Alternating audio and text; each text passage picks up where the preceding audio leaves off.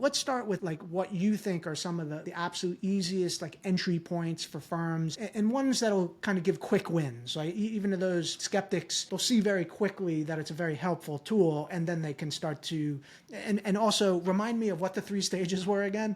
Yeah, well, let me give you an example. So even kind of my journey from exploring to engaging is I'm kind of somewhere between engaging and optimizing, and depending on the task, I'm kind of back and forth, right? But exploring to engaging, when I first started, I love ChatGPT. I still love ChatGPT, but for client confidential matters and that kind of stuff, I was very careful not to put any kind of client information into ChatGPT. So it was more of kind of giving it a scenario of I wanted it to draft a motion or draft a letter or do some type of written work for me. And I would have to give it sort of, use John Doe as the name, and here are sort of the generic facts. And so it's a lot of copying and pasting, right? That's kind of the first kind of entry point for me, was a lot of copying and pasting. But then what we did was we moved all, because we're a Microsoft Office environment kind of law firm. And so every law firm is going to be different in that respect. So this won't apply to you if you're not a Microsoft Office, and some people are good with that and some people aren't. But we put all of our client documents into OneDrive because we know OneDrive is secure. We've got all the adequate protection and security that we need. That's where we store our client documents. So then when you upgrade your license to include Copilot,